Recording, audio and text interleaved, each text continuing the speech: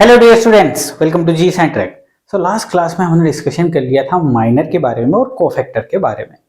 और I think अब आपकी खोपड़ी में एकदम क्लियर होगा कि कोफैक्टर कैसे निकालते हैं और माइनर कैसे निकालते हैं। ठीक है, चलिए अब थोड़ा सा और रिलेशन बताने की मैं आपको कोशिश करता हूं ताकि आपको और बेहतरीन तरीके से चीजों के बारे में पता चले। अच्छा, ध्यान से देखना, मैं एक डिटर्मिनेंट लिख दे रहा हूं विथ एलिमेंट और अब प्रॉपर एलिमेंट्स के साथ में लिखूंगा इसको। ठीक है, ये पोजीशन है, ये पहली रो है और पहला कॉलम है, तो इसे A11 नाम दिया। ओके, चलेगा। इसको मैंने नाम दिया ए, बोलिए जल्दी, पहली रो है और सेकंड कॉलम है A12, इसे मैंने नाम दिया A13। अब यहाँ पे ABC की जरूरत ही नहीं है यदि आप नेमिंग इनके पोजीशन के साथ कर रहे हैं। तो ये सेकेंड रो है और पहला कॉलम है, ये सेकेंड रो है और सेकेंड कॉलम है, और ये सेकेंड रो है बट थर्ड कॉलम है। ये हो जाएगा थर्ड रो फर्स्ट कॉलम, ये हो जाएगा आपका थर्ड रो सेकेंड कॉलम, और ये हो जाएगा 3 3। ये है साहब, दिस इज द डिटर्मिनेंट। मान लो इस डिटर्मिनेंट की वैल्यू आपको फाइंड करनी होती, तो कैसे एक्सपांड करते हैं आप इसे? Sir, this determinant is nothing but, किसी भी रो के एलिमेंट्स के अक्रॉस आप कर सकते हैं। मैं ये चुन रहा हूं, सो this is nothing but A11। तो इसको छिपा देना है और रिमेनिंग का determinant. So this is nothing but A22, A23, A32 and A33। ये होगा ना? बिल्कुल। उसके बाद माइनस का साइन आएगा, इसके लिए मैंने बताया था क्यों आएगा। सो this is nothing but element 1 2। अब इस एलिमेंट को छिपा देना है, इस एलिमेंट की रो को और कॉलम को छिपा देना है। बचे कौन? ये और ये। तो लिख दीजिए उन्हें डिटरमिनेंट में। सो A21, A23, A31 and A33। दूसरी टर्म भी आ गई है। अब तीसरा टर्म बचा है, तीसरा एलिमेंट, दैट इज A13। तो चलिए A13 मैं यहां लिख देता हूं। सो this is nothing but A13। A13 वाली रो छिपा दीजिए, कॉलम छिपा दीजिए। बचा कितना? सिर्फ और सिर्फ इतना। सो A21, A22, 31 एंड 32। आगे बात समझ में? सो ये है। अब जरा ध्यान से देखिए, सर आपने बताया था कि इसका ये जो अपना एलिमेंट है A11, इसका माइनर होता है। ये जो यहाँ लिखा है ना, ये तो इसका माइनर है। वाह, बढ़िया। इसका माइनर यदि होता तो सर वो माइनर ये रहा, इसका माइनर ये रहा। तो क्या ऐसे लिख सकता हूं क्या कि डिटर्मिनेंट जो होता है वो जो भी एलिमेंट आप फाइंड कर रहे हैं वो गुना उसका माइनर M11, बीच में माइनस का साइन है। सो A12 लिखा और साथ में लिखा M12। ठीक है, और लास्ट में लिखा मैंने A13 और साथ में इसका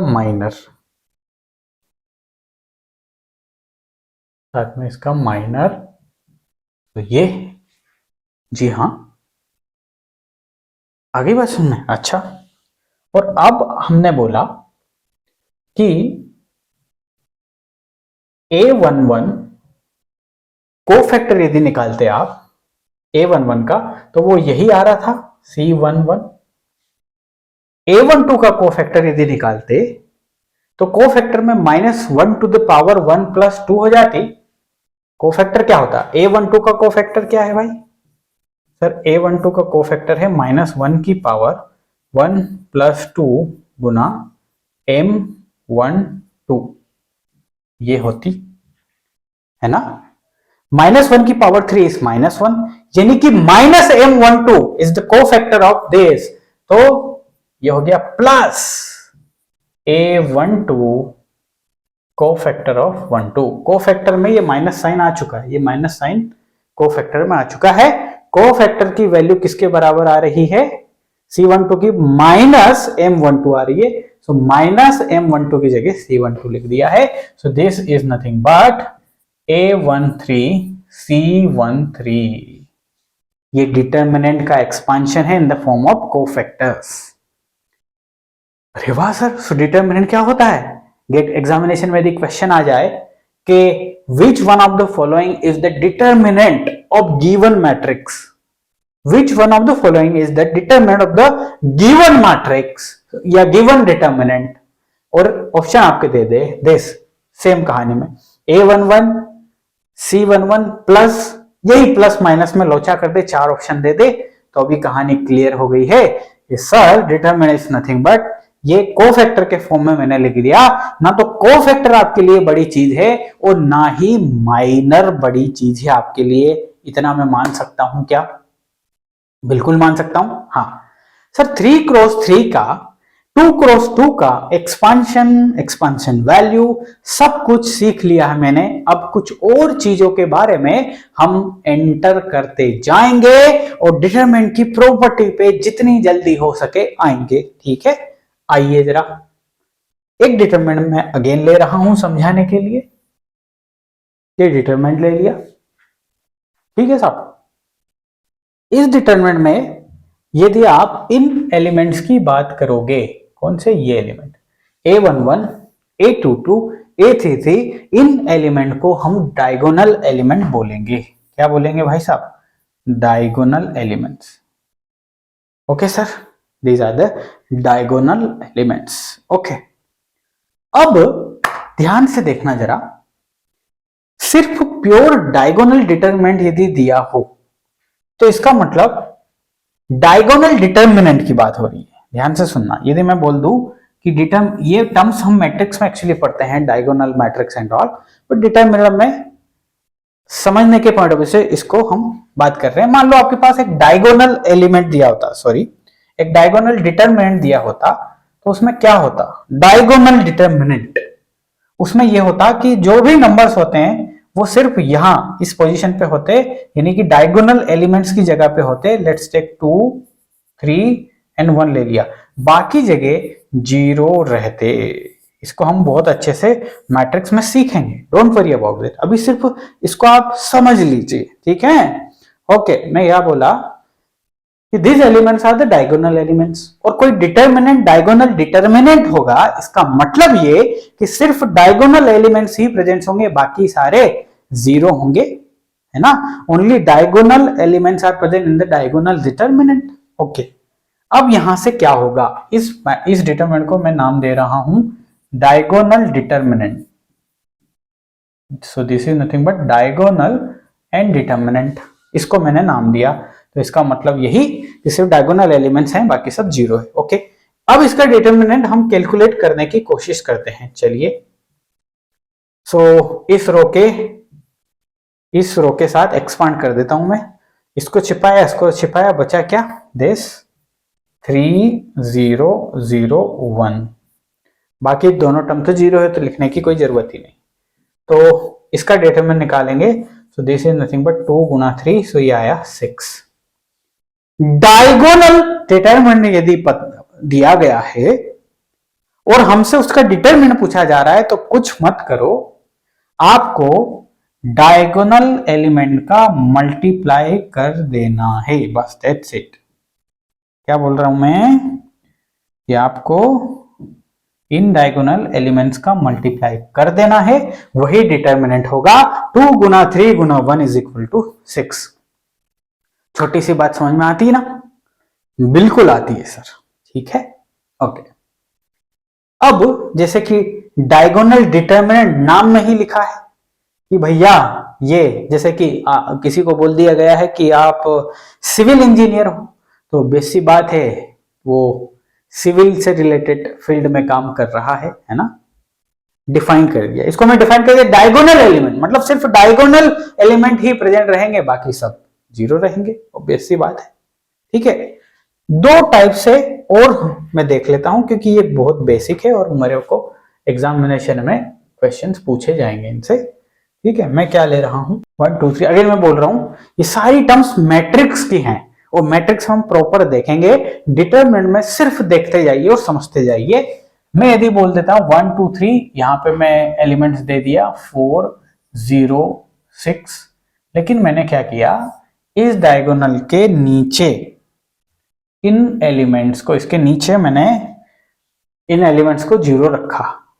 तो इसे जो है ना अपर ट्राइंगुलर डिटरमिनेंट कहते हैं। ट्राइंगल कहां बन रहा है, अरे वैल्यूज कहां मिल रही है, सिर्फ अपर मिल रही है सर, तो अपर मिल रही है तो अपर ट्राइंगुलर बोलेंगे, नीचे मिल रही होती तो लोअर ट्राइंगुलर बोलते हैं कि नहीं।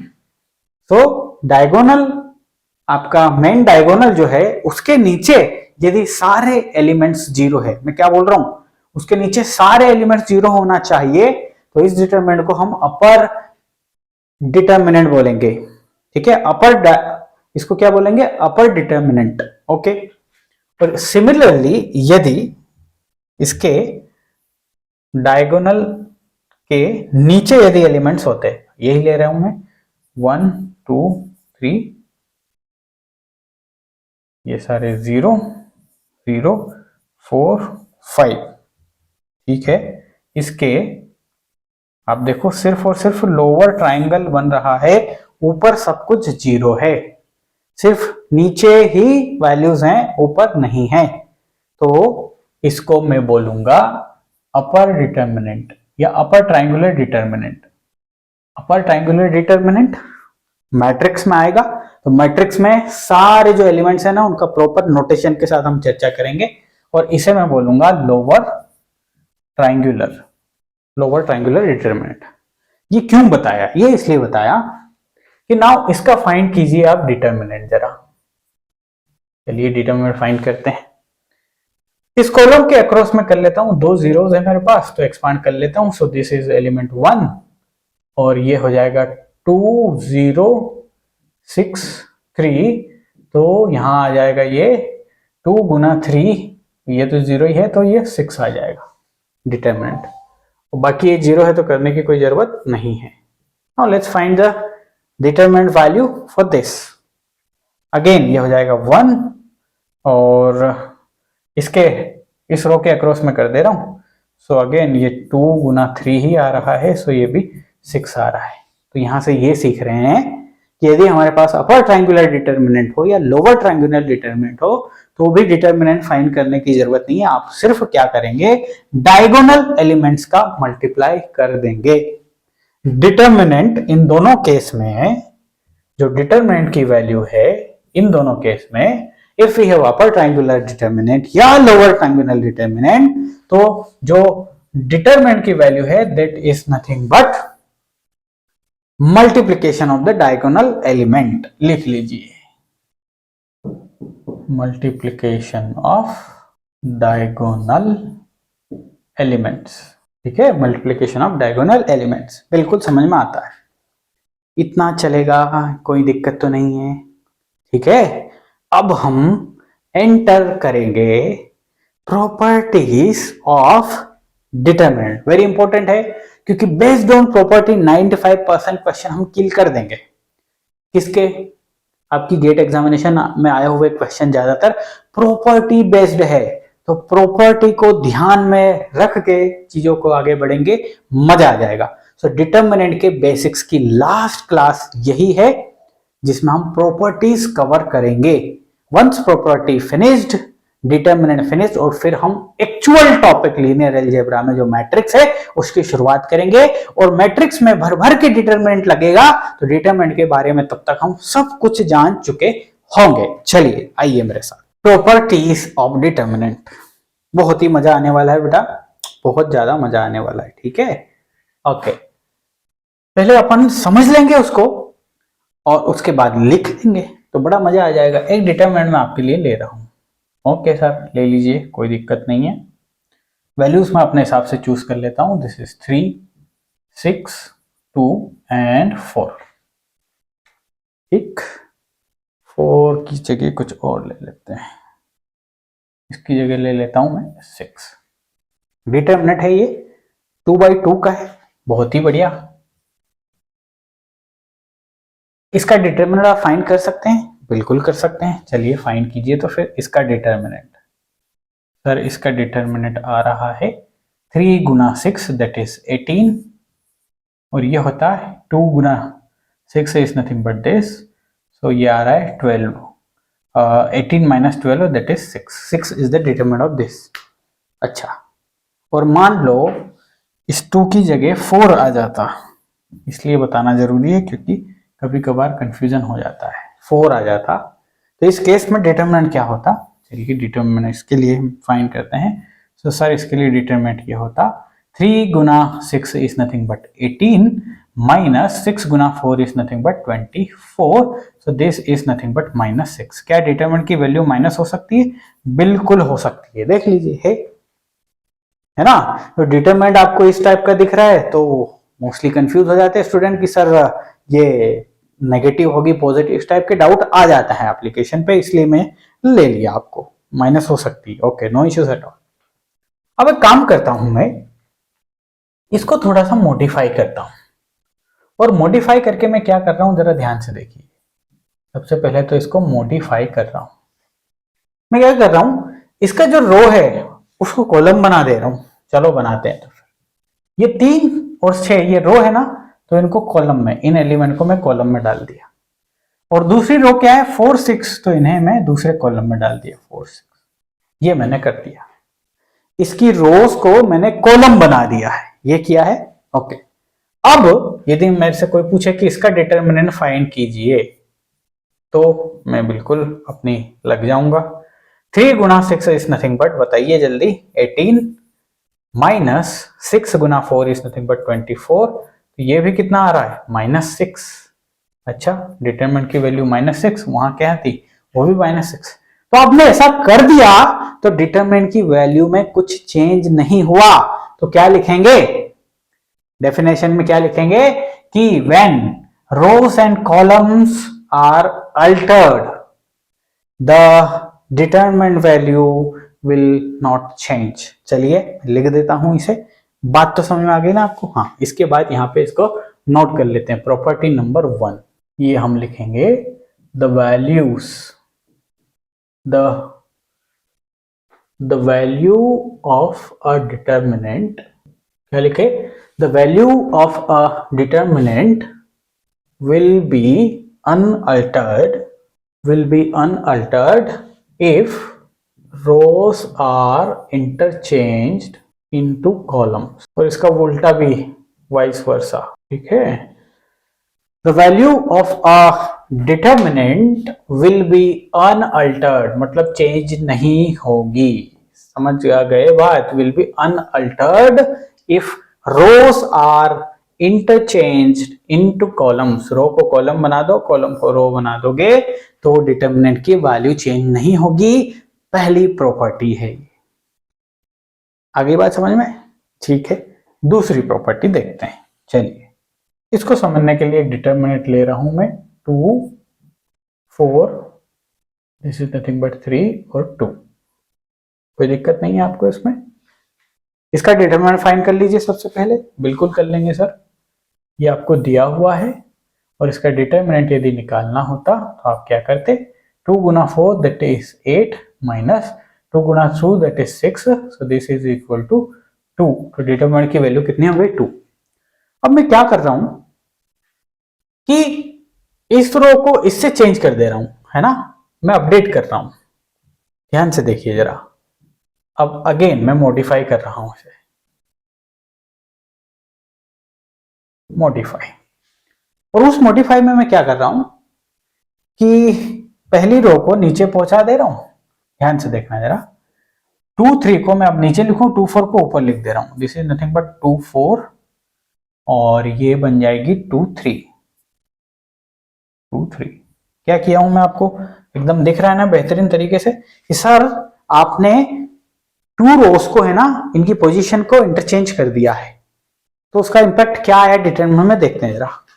अब इसका डिटरमिनेंट फाइंड करने की कोशिश करिए, तो वो क्या आएगा, 2 गुना 3 इज नथिंग बट 6 माइनस 2 गुना 4 is 8, so this is -2।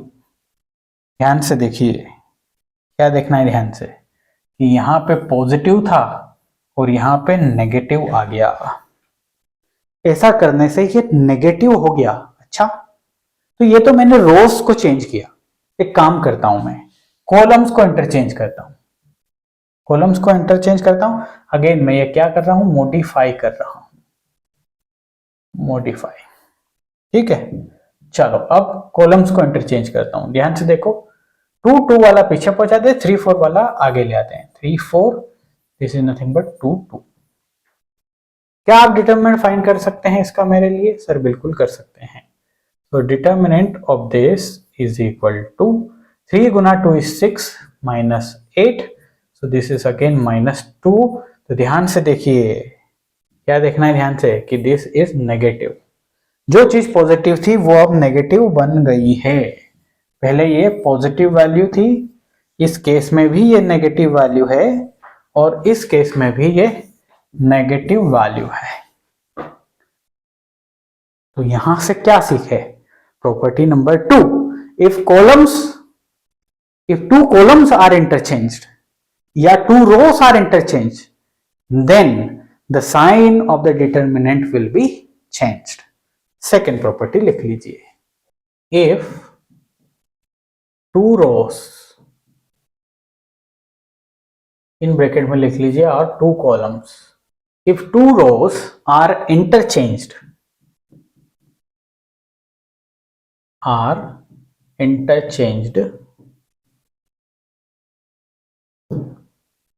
if 2 rows or 2 columns are interchanged, then sign of the determinant changes,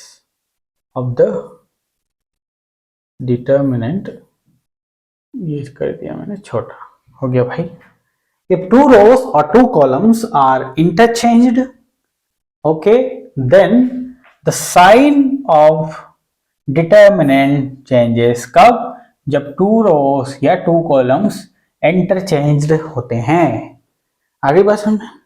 अभी सड़े से कॉन्सेप्ट पे गेट में क्वेश्चन आ गया, क्वेश्चन ले रहा हूं मैं आपके लिए। ये रहा question, if the determinant of a matrix, देखो गेट का क्वेश्चन है, और डोंट फील कि पुराना क्वेश्चन है, नए भी बताऊंगा मैं आपको। If the determinant of matrix 1 3 2, अब यहाँ पे मैट्रिक्स लिख दिया। अब जब मैट्रिक्स में पढ़ेंगे तो मैट्रिक्स का भी डिटरमिनेंट फाइंड करेंगे, तो हम डिटरमिनेंट के बेसिक्स का बात कर रहे हैं, तो कहानी तो वही है, डिटरमिनेंट फाइंड करना है। द डिटरमिनेंट ऑफ मैट्रिक्स इस टाइप में लिखते हैं ना, तो ये मैट्रिक्स का फॉर्म है, is 26। Then the determinant of the matrix this. अब कौन इसको एक्सपांड करेगा? जो प्रॉपर्टीज को नहीं जानता है, और एक्सपांशन करने में इधर उधर गड़बड़ कर दिया तो, अरे प्रॉपर्टी को जानो राजा। 1 3 2 0 5 6, और थोड़ा अच्छा प्रॉपर करेंगे इसको, ऐसे नहीं पाप काटेंगे जी। ध्यान से देखो, 1 3 2 रो है, 0 5 -6 0 5 -6 2 7 है, ये 3 रोज हैं। क्या कर दिया नए वाले में, ये 2 7 8 को ऊपर पहुंचा दिया और इसको नीचे पहुंचा दिया, बीच वाली एज इट इज है। 2 rows इंटरचेंज्ड हो गई, तो when 2 rows are interchanged the determinant changes, sign of the determinant changes. पहले है आपका +26, अब चूंकि 2 rows इंटरचेंज हुई है तो वो हो जाएगा -26। So where is -26? Here it is. कितना समय लगेगा इसको करने में? कितना समय लगेगा? मेरे ख्याल से 5-10 सेकंड पढ़ने, वो 10 ही सेकंड में समझ में आ जाएगा। 15 सेकंड में इस क्वेश्चन को करोगे आप। तो अब जो आपकी 3 घंटे की एग्जाम है, कितने की भाई? 3 घंटे की, और उस 3 घंटे की एग्जाम में 65 क्वेश्चन जो होते हैं वो 65 रहे ही नहीं कायदे से। अब ये 64 क्वेश्चन की एग्जाम हो गई। क्यों? क्योंकि आपकी मेहनत ने, आपके इंटेलिजेंस ने इसको सिर्फ 15 सेकंड में क्रैक कर दिया भाई साहब। 15 सेकंड 3 घंटों में से घटाओगे तो ऑलमोस्ट 3 घंटे, लेकिन 65 में से एक क्वेश्चन कम हो गया। अब 3 घंटे में 64 क्वेश्चन करना है, और पूरी एग्जामिनेशन में 10 क्वेश्चन ऐसे मिलेंगे जिन्हें आप 15 to 13 सेकंड्स में कर पाएंगे।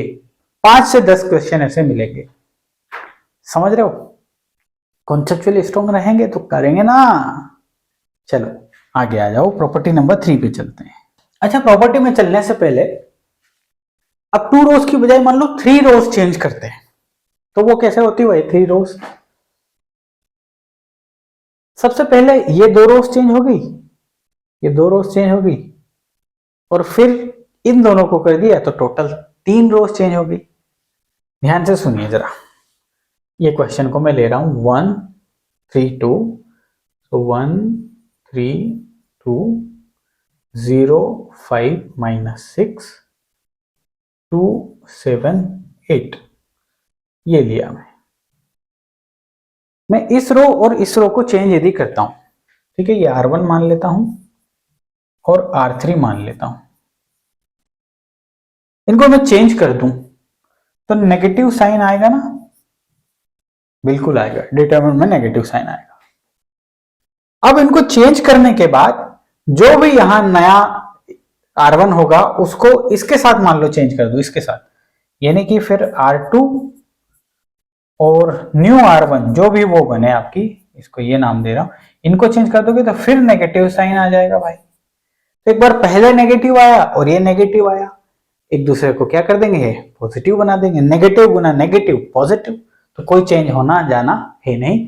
तो 3 रोज या 3 कॉलम्स चेंज करेंगे तो नो साइन चेंज, 2 रोज 2 कॉलम चेंज करेंगे तो साइन चेंज। बिल्कुल समझ में आता है सर? ठीक है, अगली प्रॉपर्टी के बारे में डिस्कशन कर रहे हैं अपन।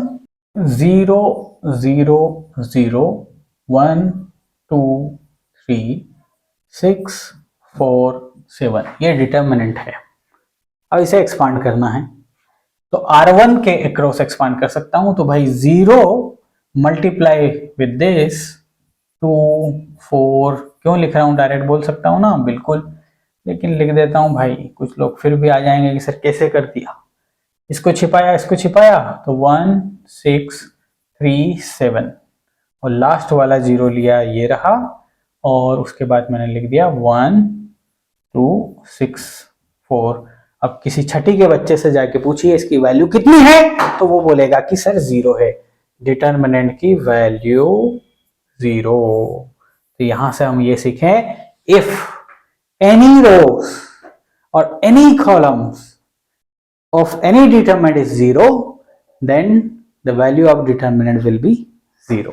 लिख लीजिए property number 3, if all the elements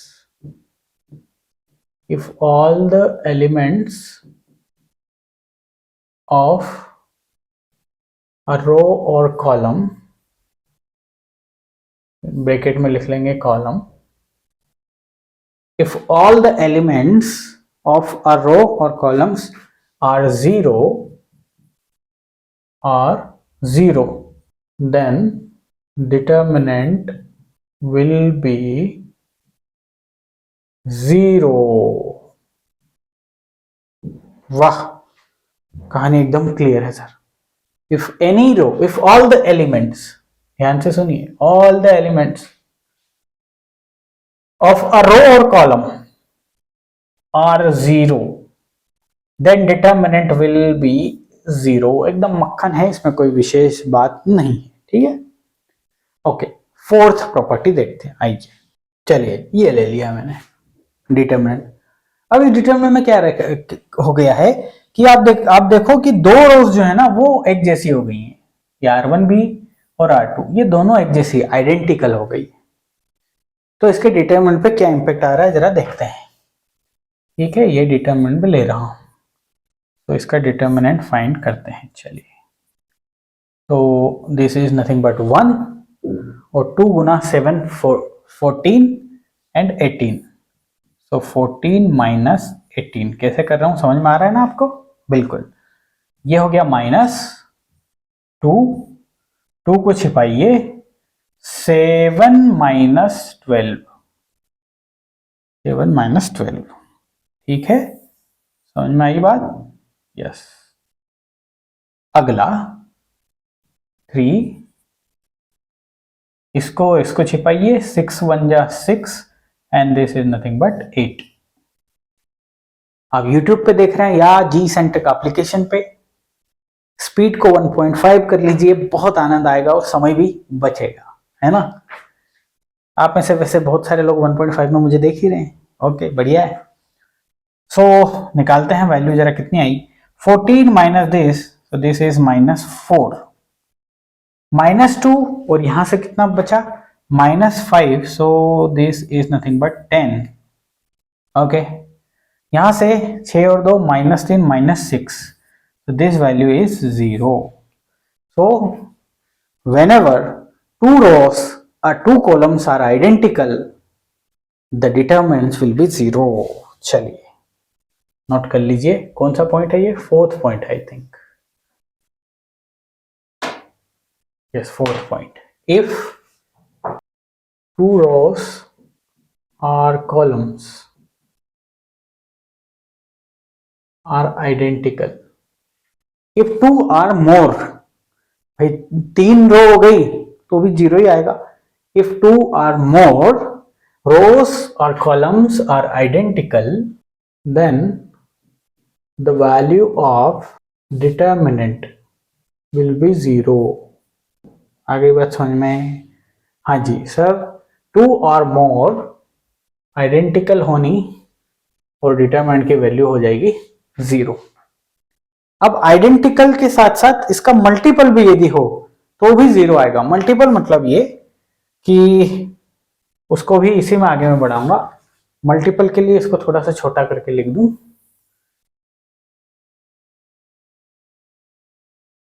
ध्यान से देखो।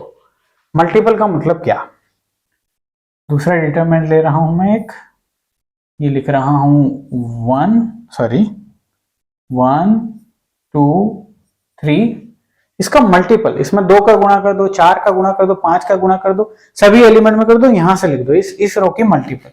चलो 3 का गुणा कर देता हूं, तो ये बनेगा 3, इसमें 3 का गुणा हो जाएगा तो ये बनेगा 6, और इसमें 3 का गुणा हो जाएगा तो ये रो जो है ना, ये इसकी मल्टीपल रो है। मतलब इसमें समथिंग किसी एलिमेंट का, किसी नंबर का, स्केलर का मल्टीप्लाई कर दिया होगा तो ये मिल गई, है ना। प्रोपोर्शनल रोज के बाय इधर, इफ टू रोज और columns are proportional then also determinant की वैल्यू 0 आएगी। बाकी ये लिख ही लीजिए आप, 4 6 7, इसको फाइंड करके देखते हैं जरा 0 आ रहा है कि नहीं, फिर कंक्लूजन पे जाएंगे।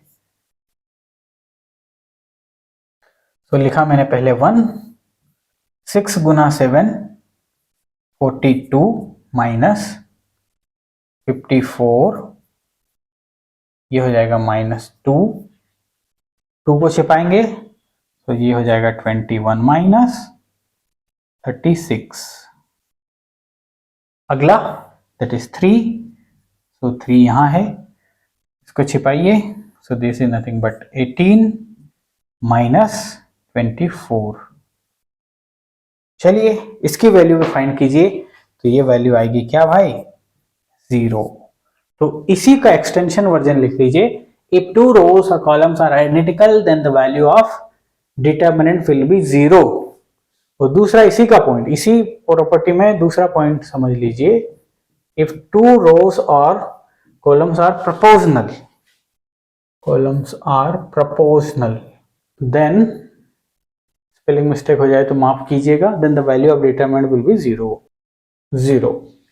इफ टू रोज और कॉलम्स आर आइडेंटिकल या मल्टीपल ऑफ ईच अदर, या इसे कहेंगे proportional to each other, then the determinant will be 0। अगली बात समझ में? सो थैंक्स फॉर वॉचिंग, उम्मीद करता हूं मजे आए होंगे आपको। अगली क्लास में मिलेंगे और प्रॉपर्टीज को आगे बढ़ाएंगे। इन प्रॉपर्टीज के बारे में चर्चा करने के बाद हम एंटर करेंगे मैट्रिसेस में। मिलूंगा बहुत जल्द, तब तक के लिए बाय बाय।